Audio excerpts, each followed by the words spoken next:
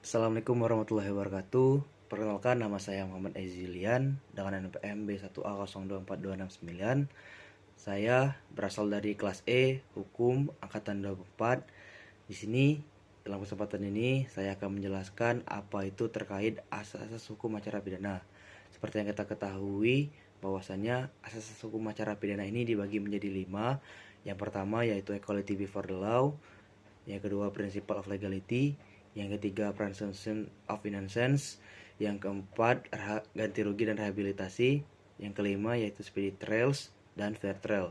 Baiklah teman-teman, di video kali ini saya akan menjelaskan lebih lanjut terkait 5 asas-asas hukum acara pidana ini. Akan saya mulai dari yang pertama yaitu equality before the law. Equality before the law ini adalah adigium yang menjelaskan bahwasannya semua orang itu sama di hadapan hukum. Jadi asas ini menjelaskan bahwasannya setiap orang itu memiliki kedudukan yang sama, hak yang sama di hadapan hukum tanpa memandang latar belakang, diskriminasi, dasar jabatan, kekayaan, ras, agama, ataupun status sosial. Dalam hukum ataupun dalam asas ini, mereka itu sama kedudukannya di hadapan hukum tanpa adanya yang lebihan, tanpa ada yang berlebihan. Mereka itu ibaratkan 50 dan 50% di hadapan hukum. Jadi semua itu sama tanpa memandang latar belakang orang-orangnya. Dan yang kedua itu terkait asas-asas hukum acara pidana, principle of legality. Asas ini menjelaskan bahwasannya semua tindakan aparat atau penegak hukum haruslah berdasarkan undang-undang. Jadi mereka tidaklah boleh adanya proses pidana tanpa dasar hukum yang jelas. Hal ini mencakup tentu saja penangkapan, penahanan, penyitaan, dan pemeriksaan.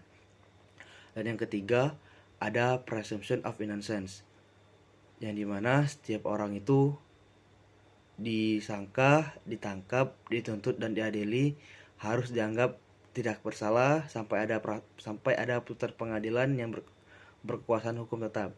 Jadi pada asas hukum pidana yang ketiga ini, semua orang yang ditangkap ataupun diadili di proses pengadilan tidaklah boleh ditetapkan sebagai tersangka tanpa adanya putusan hakim yang jelas yang mengakui bahwa mereka itu bersalah.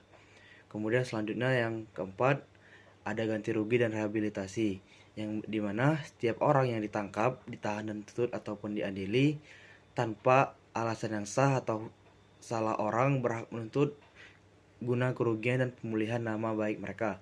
Yang dimana pada asas ini bahwasannya orang-orang yang ditangkap ataupun salah tangkap ketika telah melakukan proses pengadilan dan pada akhirnya diputuskan tidak bersalah, mereka memiliki hak untuk meminta ganti rugi dan rehabilitasi ataupun perbaikan nama mereka di hadapan muka umum.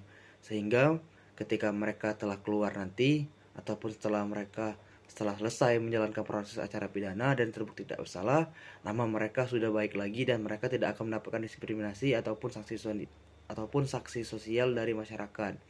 Dan yang kelima ada speedy trial dan fair trial. Speedy trial ini yaitu proses peradilan harus dilakukan secepat mungkin agar tidak menimbulkan ketidakpaksaan hukum bagi tersangka ataupun terdakwa. Dan yang kemudian fair trial adalah peradilan haruslah adil, memberikan kesempatan yang seimbang kepada terdakwa dan jaksa, termasuk hak untuk mendampingi penasihat hukum.